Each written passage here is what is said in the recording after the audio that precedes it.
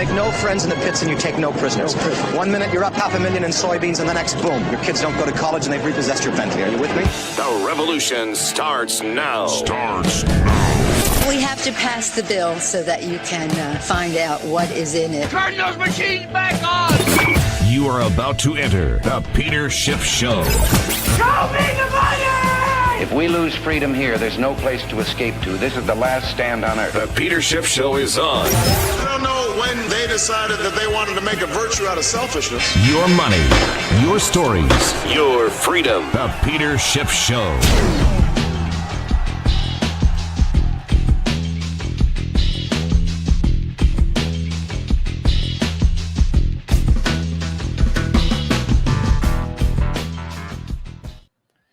Good evening, everybody. I am live on Sunday night, and over the weekend, Donald Trump dropped a bomb on the markets. Of course, it was highly anticipated. After all, Donald Trump ran a campaign promising tariffs, and he's kept his promise. He is imposing tariffs. Of course, if you hear Donald Trump and the media describe what he did, it's always Trump has hit Mexico with tariffs. Trump has hit Canada with taxes. Trump hit China with taxes, right? So this is a offensive where America is winning and Canada and Mexico are losing because of these tariffs. And in fact, everybody seems to believe that that is in fact the case.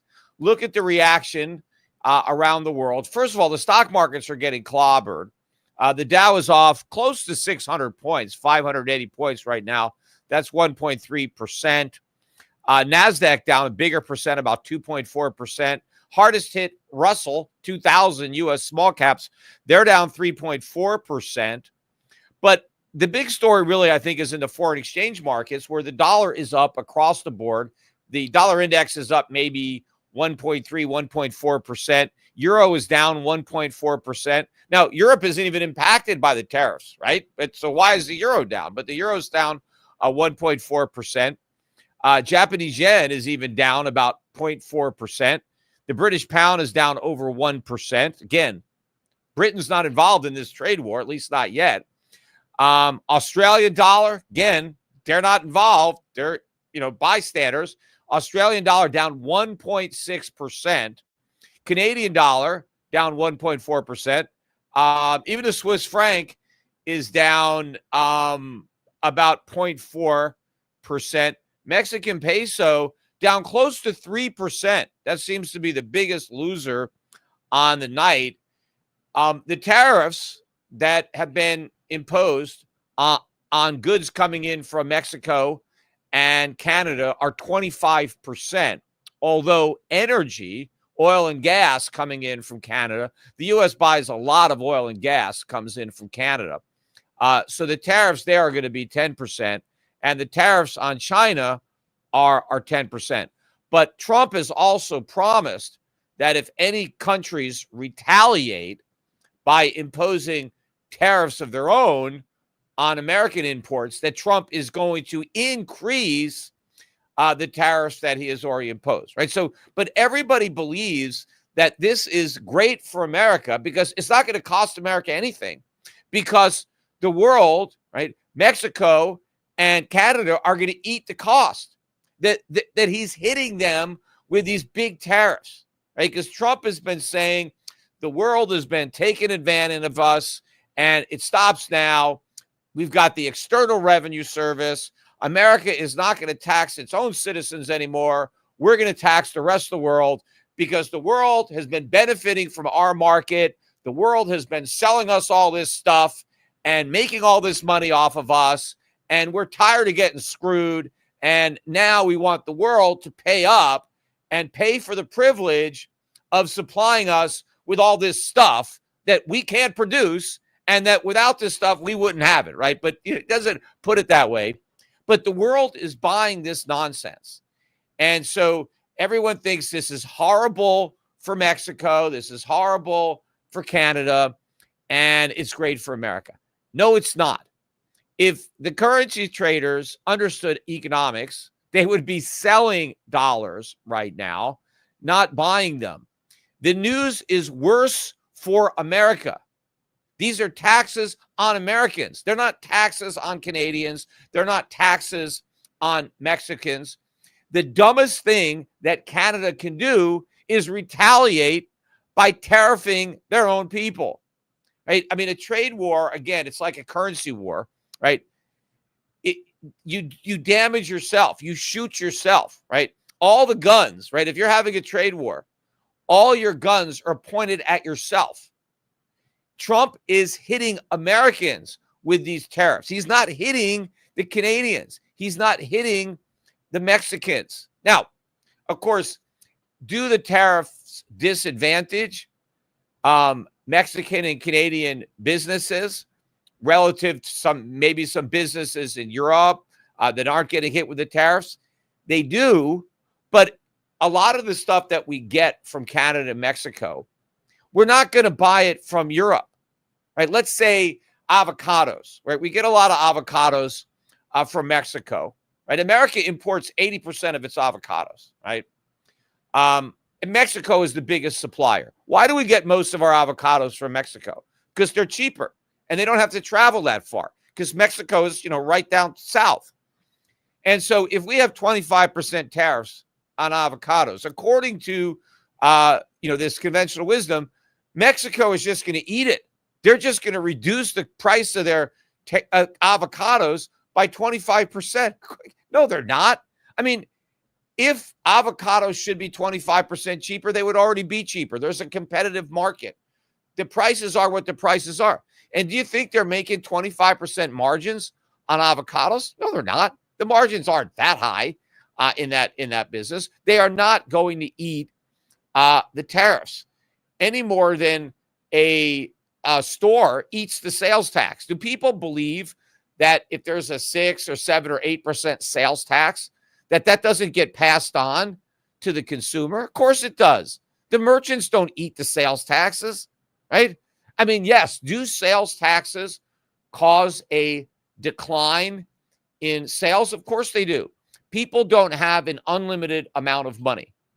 And so if prices are higher for any good, people are going to buy less of that good.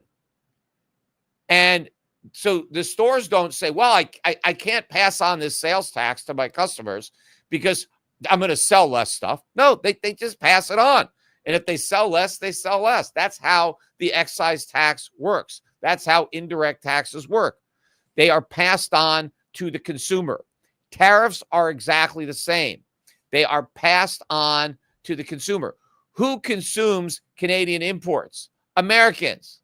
Who consumes Mexican imports? Americans. So let's take the example of these avocados that are now going to be subject to a 25% tariff. All right, well, if Americans want these avocados, they're 25% more expensive. Now, is it possible that there are some avocados that are being grown in South America that can be brought up to the U.S. at a price that enables them to be cheaper than the Mexican avocados plus the 25% tariffs, right? And if it is possible to bring avocados up from Brazil or Argentina or someplace like that, and maybe those avocados are only 20% more expensive than the avocados we were buying from Mexico, well, then we're going to be buying avocados from South America and paying more for it. Now, there may be some Mexican avocado producers that can sell their avocados and only, and eat 5%. Maybe the most efficient farmers in Mexico are going to continue to supply some avocados into the U.S. market and make a little bit less money than they were making before. But Mexico isn't going to stop producing avocados, right? America isn't the only country that likes to eat guacamole or whatever else people do, or, avocado toast, stuff like that. So if they don't sell the avocados to America, they're going to sell them someplace else. Or the Mexicans, there's a lot of avocado in Mexican food. So I'm sure that excess avocado, right, that is not being sent to America. It's not going to be wasted down in Mexico. They're going to eat it. Now, maybe the price will be a little lower than what Americans were paying. So maybe avocado producers won't make quite as much money selling their avocados locally as they were making selling them to Americans. But that's a great windfall for the Mexicans. They get cheaper avocados. Americans are going to pay more money for those avocados. It's not like we're going to be able to start, planting these trees and growing our own avocados. Because if we could do that, we'd be doing it right now. Same thing with Canada. America imports 70% of its maple syrup. That's just one food item. All right. Our biggest supplier of maple syrup is Canada. Right. So if Canadian maple syrup is 25% more expensive, are we going to stop consuming it? It's not like we're going to just produce it ourselves. So the price of syrup has got to go up. Now, maybe some people won't be able to afford to pay 25% more. Maybe they'll put sugar on their pancakes, except the price of that's going to go up too, because we import a lot of that. The bottom line is Americans are going to have to pay higher prices for all the stuff that we import. I was reading this article that talked about how, Canada could retaliate by, putting tariffs on American products, which of course then just, then they just shoot their own citizens because now they force their own people to pay higher prices for what they're buying from the U.S.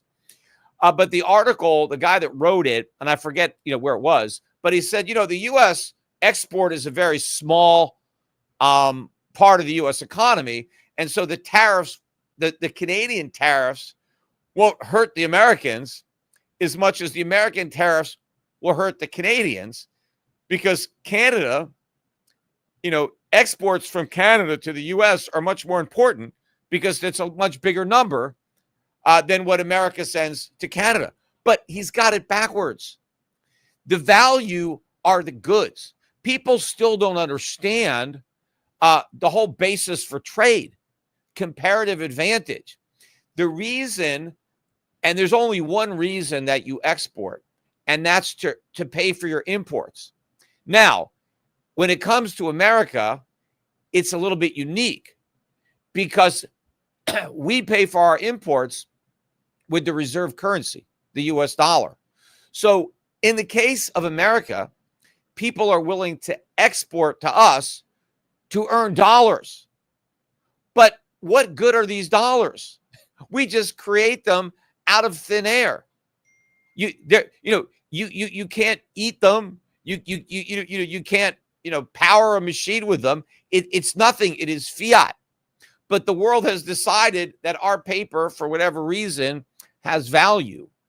And so they're willing to accept it in exchange for what they produce. And what the world seems to think is that the dollar is so precious, that the world craves dollars so much that they're not going to raise prices for Americans and price them out of the market, that the world is willing to sacrifice.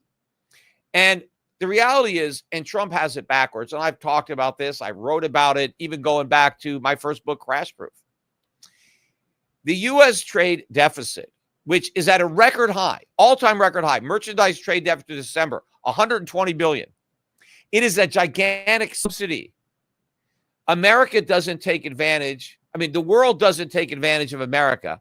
America takes advantage of the world. It's the world that's getting screwed. It's Canada. It's Mexico. And if they try to respond to these tariffs by helping to weaken their currency, although the currency speculators are already doing that, and what's that going to do? That's going to cause more inflation in Canada, more inflation in Mexico. But if they respond or subsidize their exporters or do anything to mitigate the sting that these tariffs have on Americans, all they're doing is increasing the burden that they're bearing to prop up the United States. The danger is that the world starts to wean itself off of the United States as a market, because we're not a good market. See, Trump thinks, we're this great market because we buy everything. We don't buy, we take. We get stuff for free. Buying is paying. And again, paying for imports is exports. That's how you pay. You know, I wrote in my first book in Crash Proof, I made an example of two farmers to illustrate how this works. Because a lot of times you want to look at things simplistically, break it down to its simplest so you could really understand it. But I had two farmers. One was growing apples and the other one grows oranges. Now, at the end of the harvest, right, because both farmers want to eat apples and oranges, but one farmer's got a parcel of land that is very good for apples, right? It's not that great for oranges. So, but it's great for apples. The other farmer's got a farm and the land's not really great for oranges. I mean, for apples, but he can grow oranges. And so rather than both farmers growing apples and oranges, one farmer only grows apples, the other one only grows oranges, and then they trade with each other, right? They trade apples for oranges. And as a result of this, both farmers have more fruit to eat, right? They both have more apples and more oranges than they would have if they each grew both fruits. And so that is why people trade, right? I'm growing extra apples so I can have oranges, right? And the other farmer is growing extra oranges so he can have apples, right? You need the extra oranges to pay for the apples, because otherwise, why is the apple farmer going to give you the apples, right? He needs to get something of value in return, right? He's going to get the oranges that he's not producing himself, right? He's just focusing on the one fruit that he produces best, which is apples. And then he's using his excess supply of apples to get the oranges. That's how trade works. Anyway, I got a quick commercial break. I'm going to continue the analogy on the other side, so stick around. Every year you make those crazy New Year's resolutions. I'm talking about the intense workout routines, learning a new language, finally writing that novel. But let's be honest, how many of those actually stick? This year, I've got a resolution that's way easier to keep, and the benefits are immediate. Smelling better naked. Mando's whole body deodorant uses a doctor-created formula that's safe for your whole body, pits, feet, and everywhere in between. Mando's claims had me skeptical. 72-hour odor protection sounded too good to be true, so I had to try it, and it actually works. Mando is clinically proven to control odor better than a shower with soap alone. Want to try America's #1 whole body deodorant formula right now? For the best deals, use code GOLD at shopmando.com. Shopmando, SHOPMANDO.com. Mando Starter Pack is perfect for new customers. It comes with solid stick deodorant, clean tube deodorant, 2 free products of your choice, like mini body wash and deodorant wipes, and free shipping. As a special offer for listeners, new customers get $5 off a starter pack with our exclusive code. That equates to over 40% off your starter pack. Use code GOLD at shopmando.com. Shopmando, SHOPMANDO.com. Please support our show and tell them that we sent you. Smell fresher, stay drier, and boost your confidence from head to toe with Mando. Go to shopmando.com and use the promo code GOLD. All right, so I'm talking apples and oranges and these two farmers. So let's say that one year there's a frost or something or drought. It doesn't affect the apple farm. But the orange farmer, has no crops, right? He just the whole harvest is wiped out, and so he doesn't have any oranges to trade for apples. Now the apple farmer, he can't eat all those apples, right? He was expecting to trade them for oranges. The orange farmer, of course, has nothing to eat, and so he goes to the apple farmer and says, "Look, I don't have any oranges, but I'll give you an IOU, right? I'll just take my IOU, and I'll give you an extra 10% more oranges than I normally get you. I'll pay you next year, when I have better weather and I get to grow." And so the apple farmer agrees because, he's got more apples than he really needs to eat. And, he doesn't want this other guy to starve. And he's pretty confident that next year, he'll produce the apples. And so he makes the trade. So he trades his apples for a piece of paper, for IOUs, right? So the orange farmer didn't actually have anything of value, but he promised to give the apple farmer something of value in the future, which were the oranges. Now, the apple farmer took the piece of paper, the IOUs, not because he wants the IOUs. They're just piece of paper. It's because he thought the orange farmer was good for it and that he would get the oranges a year later, right? That's why he took it, right? Well, let's say another year goes by and now, something else goes wrong and he's got no oranges. And the apple farmer makes the same deal, trades his apples for more IOUs. And, the apple farmer now is, starting to stockpile these orange IOUs, right, from this other farmer. And let's say several years go by, and every year there's a different story, right? Something goes wrong and he doesn't have any oranges, but he trades more IOUs for apples. Now, of course, now the apple farmer's getting worried. He's got this big pile of IOU oranges. But to the extent that this orange farmer, right, can never actually supply the oranges, those IOUs are worthless. And the apple farmer should do something else with his land. He shouldn't just keep making apples and getting IOUs for oranges. I mean, what if the orange farmer, starts to take advantage of the situation? He sees that every year he's getting apples and he doesn't have to grow any oranges. Maybe he just decides to turn his orange grove into a golf course and he just plays golf all day long. And the apple farmer hadn't even noticed that the orange farmer doesn't even have an orchard anymore. He's just got a golf course and these IOUs are completely worthless, right? Now, the sooner the apple farmer figures this out and cuts off the orange farmer, the better, right? Who's going to get screwed if the trade stops, right? The orange farmer's eating for free, doesn't grow any oranges, but he's got all these apples. Meanwhile, the apple farmer's producing all these apples, got no oranges, and he's producing more than he needs. He needs to do something else. He needs to maybe grow oranges himself, even if he can't grow them as good as the other guy used to. He's getting no oranges now, and he's got more apples than he knows what to do with. But it's the trading relationship is the orange farmer is taking advantage of a sucker who is the apple farmer. Well, America is the orange farmer, right? We got the world giving us apples, and we just give them IOUs for oranges or everything else. All these dollars that we pay are IOUs. That's what they are. They represent claims on U.S. production, but we don't have the ability to produce this stuff, right?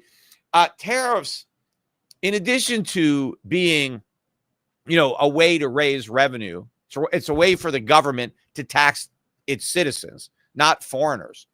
But tariffs have also been used to protect domestic industries from competition. Now, why does that work? Why does a tariff protect domestic industries? Because it raises the price of imports. Now, if, as Donald Trump and all these experts are saying, if the foreigners just eat the tariffs, well, then why do they work as protection? The only reason they work is because the foreigners don't eat the tariffs. They pass the tariffs on to the domestic consumers. And so if I am a U.S. manufacturer and I make widgets, and now Canadian widgets are 25% more expensive because of the tariffs, then that helps me because now, even if I'm not as efficient a producer as the Canadians, maybe my widgets are 20% more expensive than the Canadian widgets. And because of that, I'm not selling that many widgets, right? People are buying the Canadian widgets because they're cheaper.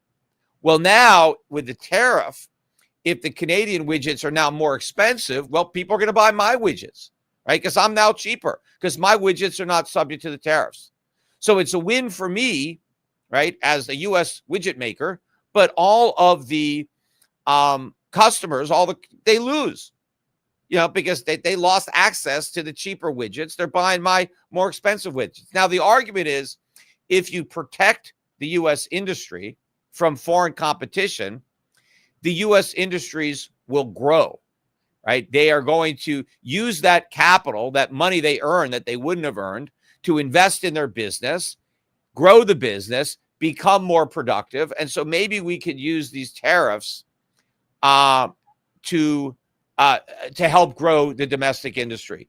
But in reality, the foreign competition actually helps the domestic companies get better because they have to be better than the imports. It pushes them. Like one of the reasons that U.S. automobiles that were crappy got a lot better, is because of competition from Japanese cars or German cars. If we had responded to the growth of the automobile industry in Japan and in Germany with tariffs to protect General Motors or protect Chrysler, and plus, why do you want to protect a mature industry? The idea is that if you have a nascent industry that's just trying to grow, maybe they need protection. But we dominated the automobile market, but it was foreign competition that made us better. So I don't even think the tariffs necessarily work. And of course, a lot of companies, American companies that try to compete globally, if a lot of their components of their production go up in price, we're going to hit Americans with tariffs on, a lot of things that are coming in from Canada. Energy. Well, now U.S. energy is going to be more expensive. Well, now a U.S. company that needs energy is going to have to pay more money for oil and gas.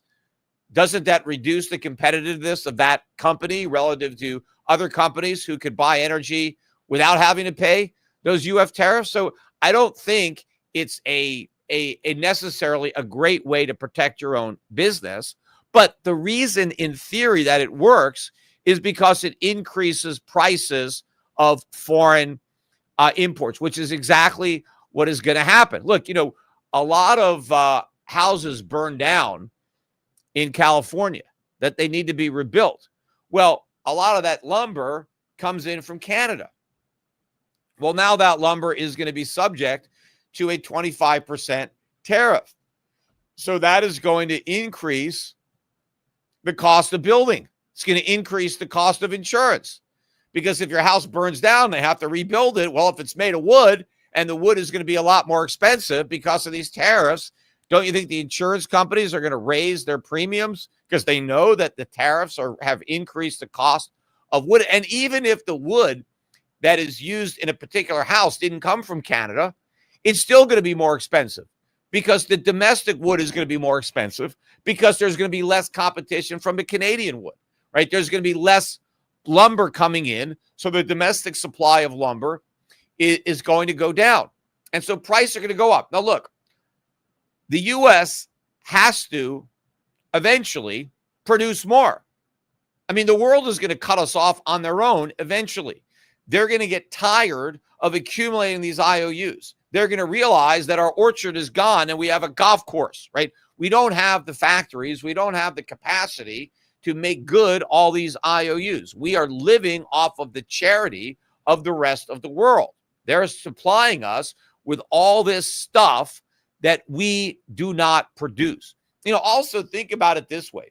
What if Donald Trump raised the tariffs not to 25%, but to 200%, 300%, right? What if Donald Trump made the tariffs so high that no more imports at all came into the United States, right? Imports were now so expensive that no goods whatsoever came into the United States.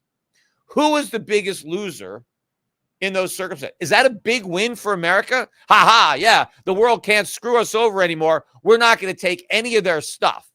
Remember, I went over on this podcast a long list of all the things that we import. 90% of the shoes, or 90% of the toys, or 80% of the this. I mean, there's a lot of things that we import, almost all of it. What would happen to the U.S. economy without those imports? Right? Do you think we could just magically produce them? I mean, if America had the capacity to produce this stuff, we wouldn't be importing it. The reason we're importing it is because it's cheaper, right? We have to bring goods from halfway around the world Right? If we could produce the stuff that we're importing from China, we would do it. It makes a lot more sense. If we could produce it here in America, wouldn't it be cheaper than having to ship it from China? And in fact, what has to happen is the ships have to come all the way over here from China, unload all their stuff, and then go back to China empty because we've got nothing to put on the ships. So we have to cover the round trip cost of a massive container ship to bring all this stuff over here. I mean, obviously, we have a cost advantage to produce it here because it's already here, and we don't have to pay for all this trans-Pacific or transatlantic shipping. But even with all those costs, it's still cheaper to buy the stuff from China because that's how expensive it is to make it here. So if we got cut off from all these imports because we imposed these big tariffs, the U.S. economy would completely implode. What would happen if you went to Walmart, you went to Costco, and there was nothing there? The shelves were completely empty. Retail sales in America would completely implode if nobody was selling stuff to America. What about all the jobs that we have? They'd all be gone, right? What is a cashier going to do if there's nothing to buy, right? All those jobs are gone. All the retail jobs go away if we can't import all this stuff. Now, we may have to start doing it ourselves. Well, we got to build a factory. Where's the money going to come from to do that? Right? We have to borrow a lot of money. That drives up interest rates. We got to suck capital away from other areas, mainly consumption. Credit card rates are going to soar. You think they're high now at 24%, they'd be much higher. Mortgage rates would go into the double digits, right? Because we have to redirect capital to building factories that we don't now have. We've got to, recreate all these supply chains that we don't have. We got to train workers who don't know how to make any of this stuff, right? It would be a complete disaster if we were cut off from the world's products.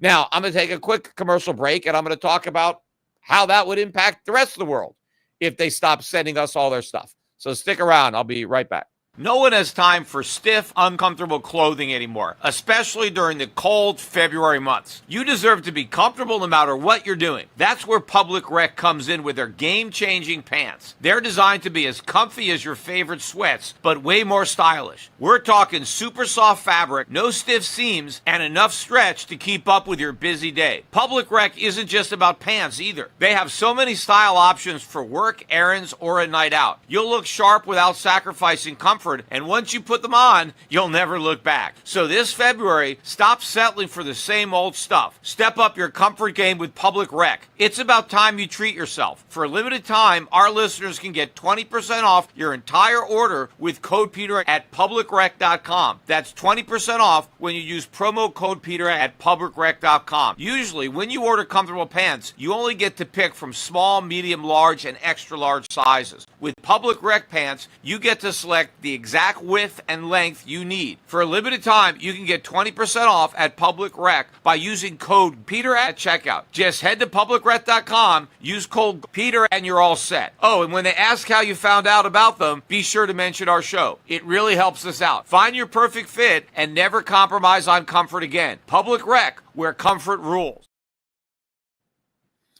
All right. So if the world stops trading with America because Trump imposes tariffs that are so high that Americans can't afford to buy any of the imports, Americans are screwed. We got nothing, right? Our whole economy implodes because all the goods are gone, right? I mean, we produce a small quantity of goods, but nothing like what we're used to. We have built an entire economy around imports.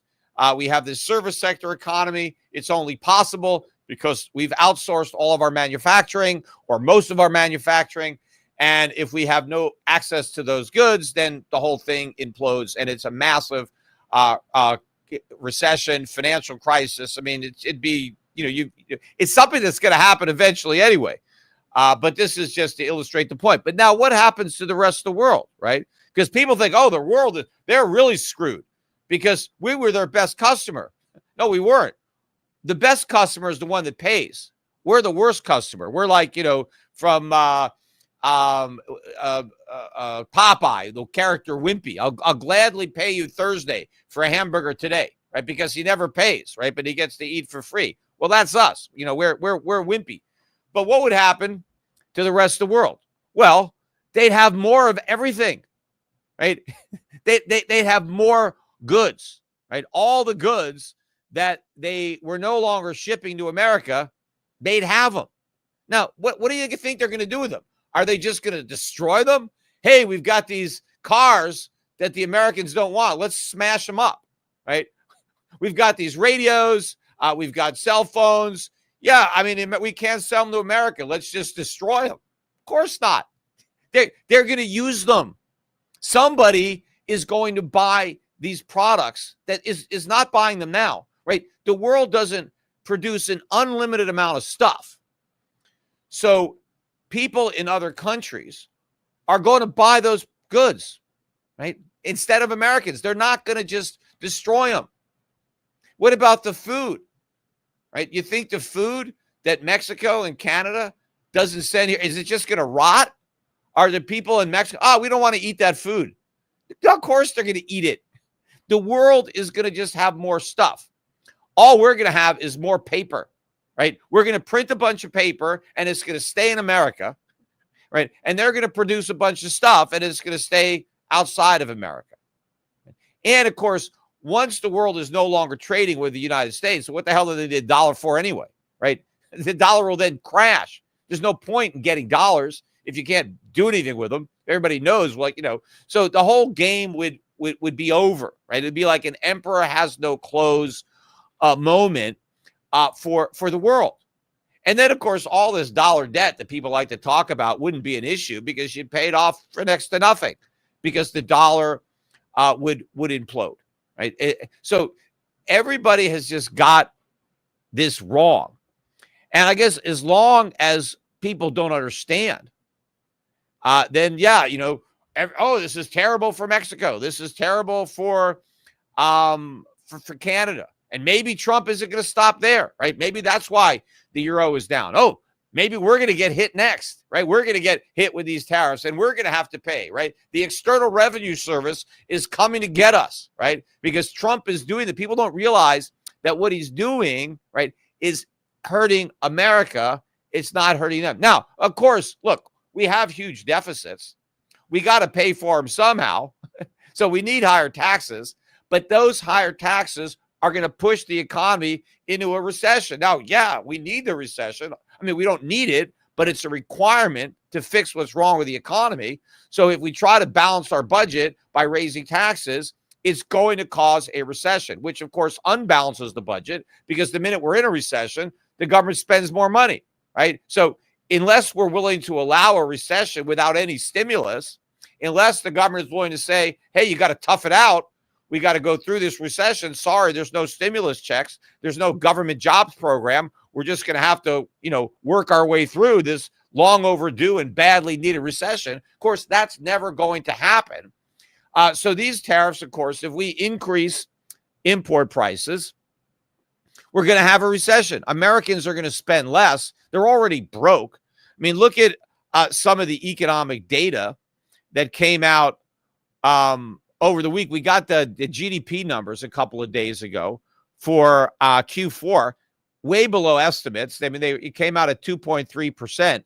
But the only reason it was that high was because personal consumption jumped by 4.2, way above estimates. The consensus was 3.1. Why did consumer spending shoot up so much? Because prices are up. That's why. Prices are much higher. Now, according to the government, the deflator that they used to calculate GDP was 2.2%. There's no way that prices were only up by 2.2% annualized during Q4.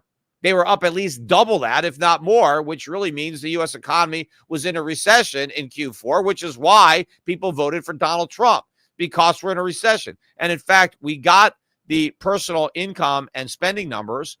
Incomes were up 0.4 and spending was up 0.7. Why? Because of higher prices. The savings rate collapsed. It's now like near record low, right? We we manufactured some phony savings when Biden was president to try to get Harris elected, and all that stuff has been revised away. The savings is collapsing. People are borrowing and dipping into a very shallow savings pool in order to pay these higher prices that are going to get a lot higher as a result of these tariffs, right? Every item that is imported into this country from Mexico, Canada, or China, and those are some of our biggest suppliers of goods, right? And one of the reasons that Mexico and Canada are such big suppliers is because they're so close. And yes, if Canada has to find the next highest bidder, it could be problematic for certain things like energy.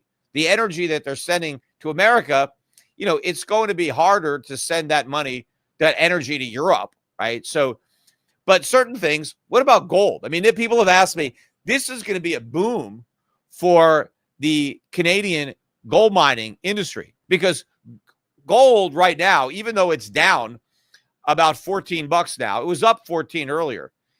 Now it's at a record high in Canadian dollars, a record high. It got the high that it hit a record high on Friday. It got above 2,820. And now it's back to 27.85, but it's at a record high in Canadian dollars.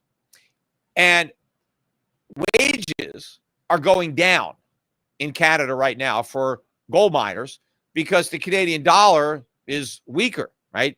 And so relative to the price of gold, it's cheaper to hire Canadian workers. Now, of course, the Canadian workers are going to be demanding pay hikes because prices will go up for certain things, but for certain things they're going to come down, right? Because now they're not going to be sending as much food down to America, so that food will be cheaper for them, right? Because they'll have more supply domestically, and so the price will be lower. But think about these gold mining companies in Canada. Gold is soaring, and their energy costs are going to go down, right? If Canada exports less oil and gas to America because Americans can't afford to buy it, that means there's a greater supply of oil and gas in Canada for Canadians to use at a lower price. And so if you're a mining company and your labor costs are down and your energy costs are down, so now Canada can focus on mining more gold, right? And ultimately producing less oil and gas. Because what can they do with that gold? They can send it right to China. See, it's very easy to send China gold. It's not as easy to send them oil and gas, but it's very easy to take that oil and gas and use it to mine gold and then put the gold on a plane and send it over to China because they're happy to buy it, right? And so the Mexican economy, the Canadian economy, yes, over time, they will find alternative uses for their resources, for their capital, for their labor. If they're not going to sell stuff to Americans, they'll do something else, right?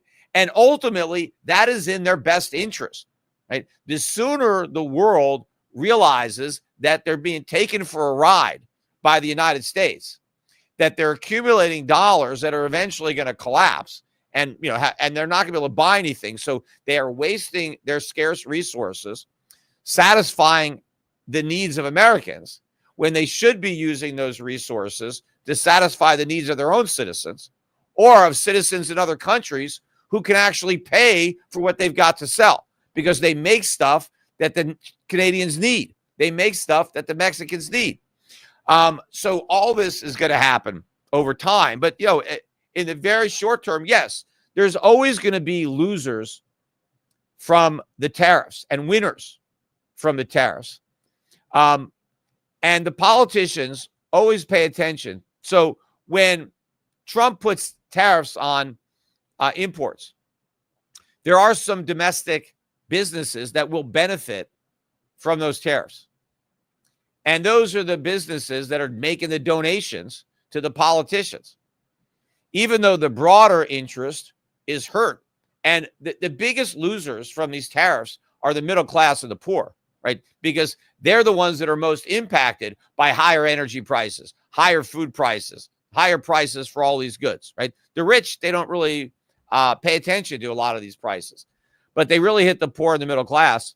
But the politicians don't care about the broad interest. They care about the special interest of their donors. And to the extent that Canada retaliates and tries to put tariffs on some American products, that may benefit a narrow interest in Canada, because businesses will be hurt in Canada because they're going to earn less money because of the tariffs. Now, they're not going to earn no money. Again, let's say I sell maple syrup, to America, and let's say because of the tariffs and the increase in the price of maple syrup, maybe my sales go down in America by 20% because Americans cut back on their maple syrup. They just put a little less on their pancakes because it's more expensive. So they got to conserve,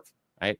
But I'm still going to sell maple syrup. Maybe not as much, but now I got to find someplace else to sell the other 20% that Americans can't afford anymore. So maybe I got to, ship that to Europe, or maybe I'm going to sell that in Canada for a little less than I used to sell in America. And now Canadians can, afford to put a little bit more syrup on their stack. And so my profits may be a little lower on that 20%, but it's not the end of the world. The impact is far greater in the United States. And the danger for the United States, right, is the longer the tariffs are left in play, the more time the countries have to try to find alternative buyers for their goods than the United States. And once those alternative buyers are in place, and even if we remove the tariffs, it may not help, because once trade deals are made or different trade routes are established, and now all of a sudden we get rid of the tariffs, the prices may not go back down to where they were, because now it's going to be more expensive, and these countries are now less reliant, at least in the sense of these businesses aren't looking to the American customer because they've already found a replacement. Because the easy thing to do is buy. Consuming is the easy part, right? That's what America supposedly is good at, the easy part. Anybody can consume. It doesn't take any resources, right? Economics is about how do you satisfy unlimited human desires with limited resources. So desire is unlimited. Everybody wants stuff. Okay? The key is to produce the stuff. It's the producers that have the cards, not the consumers. People keep saying, oh, we hold all the cards because we buy everything. No, the world holds the cards. The countries that produce are holding the cards, because that's what the world needs. That's what's scarce. Demand is infinite. Supply is scarce. It's the ability to create supply that adds value. Demand adds no value because it's there. Everybody wants stuff, right? Americans are not unique in wanting things, right? The whole world wants stuff. What's unique about Americans is we can get stuff without producing it, because the rest of the world is willing to live beneath its means to make it possible for Americans to live above their means. I was looking at the farm prices that came out in December. We got the month-over-month increase, which was 5.3%. Farm prices in 1 month. The prior month, they were up 6.8%. For all of last year, all of 2024, farm prices were up 12%. Now, the government is telling us there's no inflation. Farm prices are up 12%. How is there no inflation? That's a big increase in the price of food. 12%. That's 1% per month. 12%. And farm prices are about to go up much faster, right? Because we just slapped 25% tariffs on some of our biggest suppliers of food come in from Mexico and Canada. And so food is about to get a lot more expensive. One of the reasons that Donald Trump got elected was because of high grocery prices. Well, Donald Trump is setting those prices much higher. And if we have to grow the food ourselves, right, that we're no longer importing from Mexico or Canada, where are we going to get the workers? Because we're trying to kick them out, right? A lot of the people who are working the fields are here illegally. And so if we manage to get rid of them, how are we going to produce this stuff? I mean, now we've made it even more expensive and more difficult to produce ourselves what we aren't importing. So we're probably going to have to keep importing it. We're just going to pay the 25% tariffs. And what's going to happen to the U.S. economy? Because people have to eat, right? People need energy. So if we end up having to pay higher prices for food and energy and a lot of other products that we import, Americans are going to have less disposable income for other things, mainly for services. So Americans are going to have to cut back on their spending because a lot of the stuff they buy is going to be more expensive. So how does that impact the economy? What about all the people who lose their jobs because so many people can no longer afford to buy their services because of the big increase in the cost of goods? So the weak economy that we have is going to get weaker because of these tariffs. Look, again, the bubble economy that we have is based on consumer spending. Well, real consumer spending has to go down if the cost of the stuff we're buying goes up. And there's no way around higher prices for consumption when you have tariffs.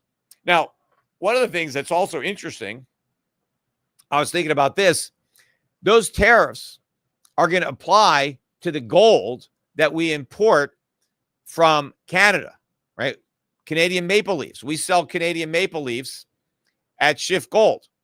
Now, right now, we haven't had to increase our prices. The wholesalers haven't raised the prices of those maple leaves yet because they're already in the country.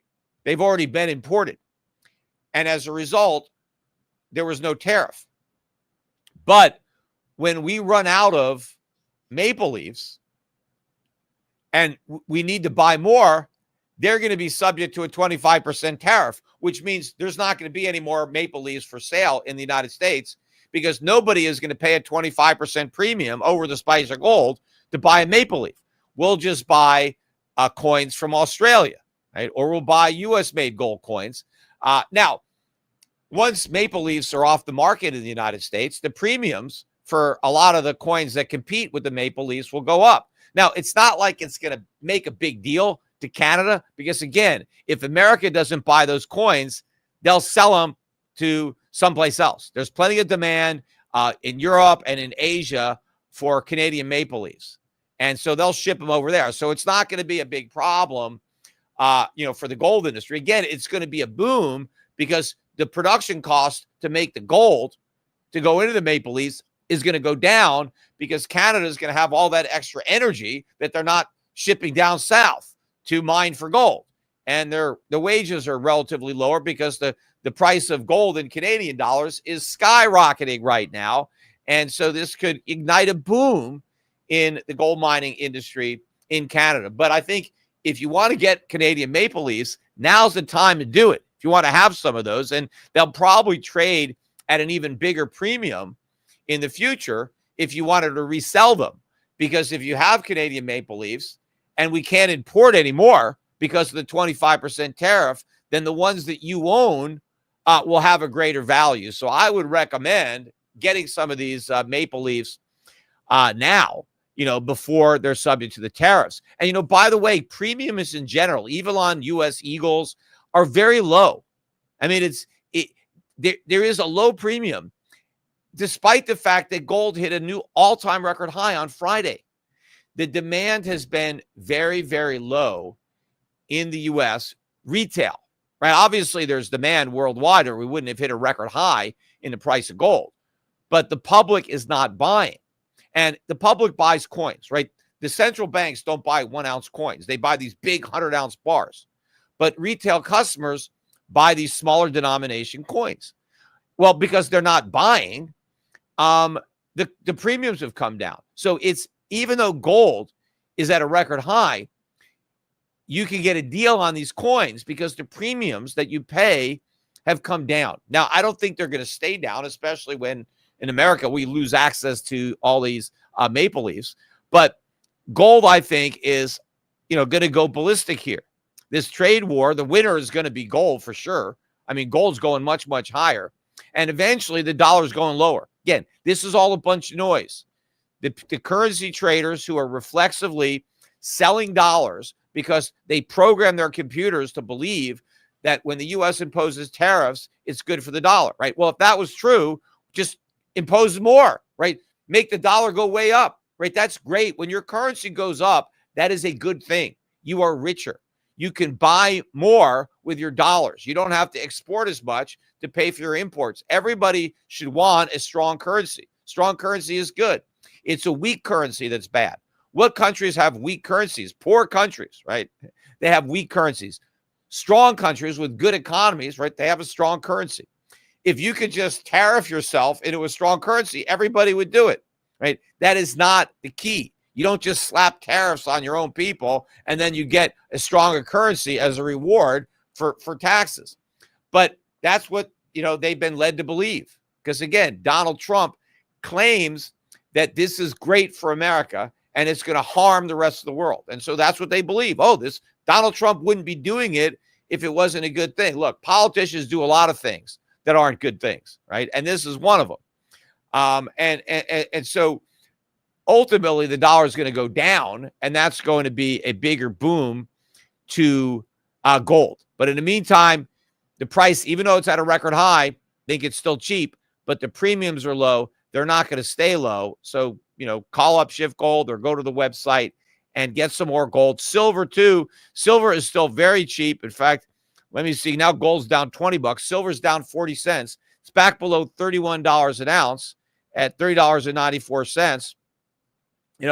We get silver maple leaves too, but buy silver. Silver's an even better buy than gold. And I think to the extent that foreign stocks are going to take a hit, which they are right now. I mean, there's been very little change in the stock futures. Dow futures still down about 580 points. That's about where they were almost an hour ago when I started talking. But all the global markets are down. This is a much bigger negative for the U.S., especially if this is just the beginning of more tariffs and if it's the beginning of a trade war. Again, everybody thinks that America can't lose a trade war because we're the biggest importer. That's exactly why we can't win. We are not in a position to fight a war because we're benefiting right now from these trade deficits. The rest of the world has to bear the burden of financing those trade deficits. And not only does the world supply us with the goods that we don't produce, they loan us the money that we don't save, right? So we're taking them all for a ride and basically trying to bite the hand that feeds us without realizing that we're being fed. And when the world, wakes up, and again, this is like maybe a wake-up call to get them to shock them into doing the right thing. But there's going to be some noise. I don't know how much more to the dollar rally there is, but take advantage of it. And the U.S. stock market has been a bubble for a long time. Maybe Trump finally supplied the pin that it's been looking for with the tariffs. There's a lot of air in this market that can come out. And by the way, the biggest bubble is Bitcoin. Bitcoin is getting clobbered as I'm talking. It's now down at 92,000. In fact, when I started the podcast an hour ago, it was 96,000. So it's dropped another 4,000, and it's really getting hit right now. Again, it's a long way down. Bitcoin got a huge pop on the idea that the U.S. government was going to buy it. Ain't going to happen. Again, Donald Trump set up a committee to study a Bitcoin reserve precisely because he has no intention of actually creating one. He has no intention of buying one. And so he was able to basically throw the supporters a bone by setting up a committee. As I said, that's what politicians always do when they don't want to do something. They set up a committee to study it because then they can act as if they've done something. Well, there's not going to be a recommendation to do anything. And even if there was, it wouldn't be followed. But based on who's on the committee, there's no way they're going to come out with a recommendation. And there's no way Congress is going to pass that Loomis bill. In fact, now Loomis said that they're going to have hearings, which I really hope they do have hearings. I can't wait for that. I'm hoping to be invited. I think I will be invited. I've already testified twice before Congress. I'd love to go there and testify a third time against the establishment of a Bitcoin strategic reserve. And maybe my testimony alone will kill it. But I doubt again. I don't even think it needs to be killed. It's dead on arrival on its own. But, so there's a lot of air that's going to come out of this Bitcoin bubble. Maybe gold has crashed this Bitcoin 100,000 party. And maybe that's the end of it. I think, if Bitcoin starts trading below 90,000, we may never see 100,000 again. But remember, 90,000 is still a great price.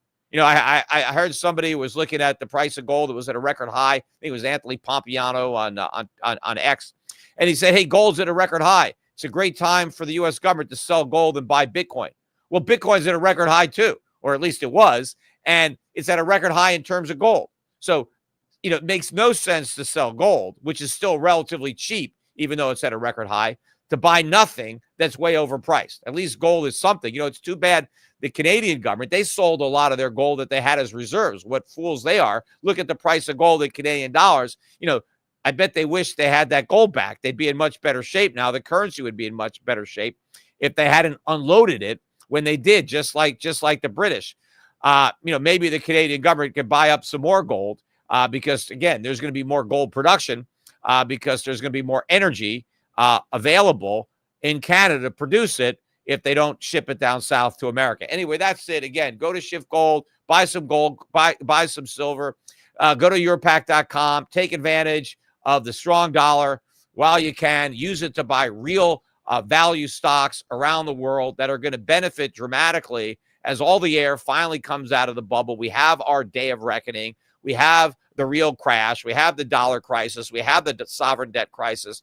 All of this is coming. And the fact that we've been able to kick the can down the road for as many years as we have simply means it's going to be a lot worse. And again, don't forget to sign up for the newsletter at schiffsovereign.com. There's going to be a lot of good content coming. Again, a lot of misinformation. Most of the financial media has no idea how to report what's going on and what's going to go on. So you want to make sure you stay informed with information that is accurate.